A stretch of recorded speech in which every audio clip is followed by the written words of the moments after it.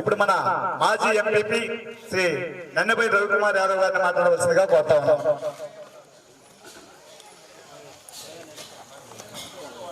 Medical కాలేజీలను ప్రైవేటీకరణ చేయడాన్ని వ్యతిరేకిస్తూ కోటి సంతకాల సేకరణ అనేటువంటి కార్యక్రమాన్ని మన గ్రామంలో ఈరోజు నిర్వహిస్తూ ఉన్నాం.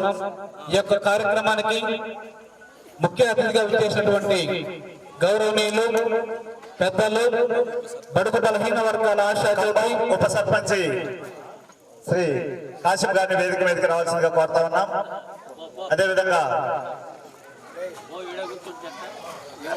మార్కాపురం మాజీ శాసనసభ్యులు గిద్దలూరు వైఎస్ఆర్ కాంగ్రెస్ పార్టీ ఇన్ఛార్జి వర్యులు పెద్దలు శ్రీ కుందూరు నాగార్జున గారికి, మన గ్రామ సర్పంచ్ దండూరు సావిత్రి గారికి, మండల పార్టీ అధ్యక్షులు ఏరు రంగారెడ్డి గారికి, మాజీ మార్కెట్ యార్డ్ చైర్మన్ నిమ్మించిన చెన్నారెడ్డి గారికి, మన కాకల ఎంపీటీసీ సభ్యులు పెరిగే గౌరి గారికి, ఖమ్మం మండల పార్టీ అధ్యక్షులు గొంగడి చెన్నారెడ్డి గారికి, అయ్యవారిపల్లి సర్పంచ్ వెంకటేశ్వరుడు గారికి, మరియు నాగలవరం గ్రామ పార్టీ అధ్యక్షులు దండూరు వెంకటేశ్వర రెడ్డి గారికి, మాజీ సర్పంచ్ ఆవులయ్య గారికి, అమ్మిరెడ్డి గారికి, మరి ఖమ్మం వైస్ సర్పంచ్ కాశీమన్నకి, ఈ కార్యక్రమానికి చేసినటువంటి వైఎస్ఆర్ కాంగ్రెస్ పార్టీ నాయకులకు, కార్యకర్తలకు ప్రతి ఒక్కరికి కూడా పేరు పేరున హృదయపూర్వక నమస్కారాలు తెలియజేస్తా ఉన్నాను.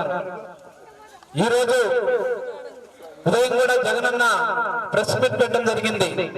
మరి ఆ ప్రెస్ మీట్ లో కూడా ఇప్పటి వరకు 2019లో జగనన్న ప్రభుత్వం ఏర్పడిన తర్వాత ఆయనకున్నటువంటి పలుకుబడిని ఉపయోగించి ఒకేసారి 17 మెడికల్ కాలేజీలను శాంక్షన్ చేయించడం జరిగింది ఆ రోజు. అయితే వాటిలో ఇప్పటికే 5 కాలేజీలు పూర్తవడం జరిగింది, 2 అయిపోయే దశలో ఉన్నాయి. ఇంకా మిగిలినటువంటి 10 కూడా దాదాపు 70% పని అయిపోయినటువంటి పరిస్థితి మనం చూస్తా ఉన్నాం. మరి పులివెందుల మెడికల్ కాలేజీ ఎప్పుడు అయిపోయింది, మరి పాడేరు మెడికల్ కాలేజీ ఇవన్నీ కూడా పూర్తిగా కంప్లీట్ అయినటువంటి పరిస్థితి మరి ఈ రోజు ఉంది. అయితే ఈ యొక్క గవర్నమెంట్ ఉన్నటువంటి తెలుగు కూటమి ప్రభుత్వం ఏదైతే ఈ మెడికల్ కాలేజీని ప్రభుత్వం నిర్వహించకుండా కార్పొరేట్ వాళ్ళకు అప్పచెప్పాలని చెప్పేసి ఒక ఆలోచన చేయడం జరిగింది. మరి దీనివల్ల మనకు వచ్చేటువంటి నష్టం ఏంటంటే,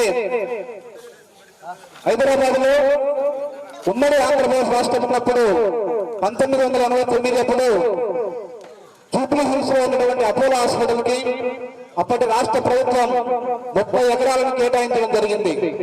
అయితే ఈరోజు పుట్టినటువంటి ఒప్పందాల ప్రకారం మరి 40% ఓపీలు ఫ్రీగా చూడాలి. మరి ఆ 30 ఎకరాలు ఈ రోజు దాదాపు 5,000 కోట్ల రూపాయలు ఈ రోజు దాని విలువ. కానీ అక్కడ ఒక్క ఓపీ కూడా మనం చూపించుకోగలుగుతాము అపోలో ఆసుపత్రిలో.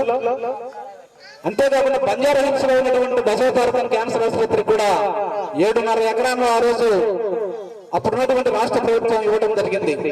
మరి ఈ రోజు దాని విలువ 2,000 కోట్ల పైనే. మరి కార్పొరేట్ వాళ్ళు మరి 40% 140 మందికి ఉచితంగా వాళ్ళు వైద్యం ఇస్తున్నారంటే అక్కడ ఉన్నటువంటి పరిస్థితి లేదు.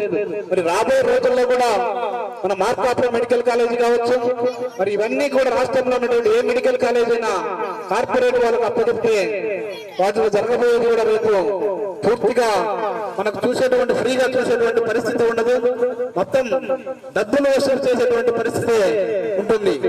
మరి ఎవరైనా కానీ యాక్సిడెంట్ కావచ్చు, పెరాలసిస్ కావచ్చు, గుండెపోటు కావచ్చు, ఎంత పెద్ద సమస్య ఎంత పెద్ద జబ్బైనా అక్కడికి వెళ్తే ముక్కు పిండి డబ్బులు వసూలు చేసేటువంటి కార్యక్రమాన్ని చేస్తారు తప్ప మనకు ఉచిత వైద్యం ఇచ్చేటువంటి పరిస్థితి అక్కడ ఉండదు. కాబట్టి ఈరోజు జగనన్న కూడా ప్రెస్ మీట్ చెప్తా ఉన్నారు, మనము ప్రజల సొమ్ముతోటి అంటే ప్రభుత్వం సొమ్ముతోటి అంటే ప్రజల సొమ్ముతోటి ఈ రోజు మెడికల్ కాలేజీని కట్టాము. మరి ఇవన్నీ కూడా పూర్తవడం జరిగింది. మరి స్థలం కూడా ప్రభుత్వం ఇవ్వడం జరిగింది. రేపు ఈ రోజు 847 జీవో ఏదైతే ఇచ్చారో ఆ జీవో ప్రకారం అందులో పనిచేస్తున్నటువంటి రేపు పనిచేయబోయేటువంటి డాక్టర్లకు కూడా ప్రభుత్వమే వాళ్ళకు జీతాలు ఇచ్చేటువంటి పరిస్థితి ఆ జీవోలో పొందుపరచడం జరిగిందని చెప్పేసి క్లియర్గా చెప్పడం జరిగింది.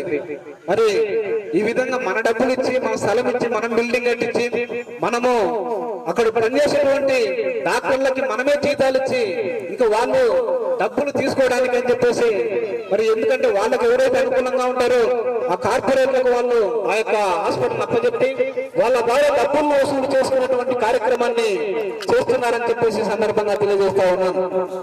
మరి ఆ రోజు ప్రకాశం జిల్లాలోనే మన పశ్చిమ ప్రకాశం వెనుకబడిన ప్రాంతం అని చెప్పి గుర్తించి మన నాగార్జున ఆయనకున్నటువంటి పలుకుబడితోటి ఆ రోజు మన జగనన్న దగ్గరికి వెళ్ళి మన ప్రాంతంలో ఉండాలి, ఈ ప్రాంతంలో ఉండి చుట్టూ ఉన్నటువంటి 3-4 నియోజకవర్గాల్లో పేదలు ఉన్నారు, బడుగు బలహీన వర్గాల వాళ్ళు ఉన్నారు, వీళ్ళందరికీ కూడా మంచి వైద్యం అందుతుంది.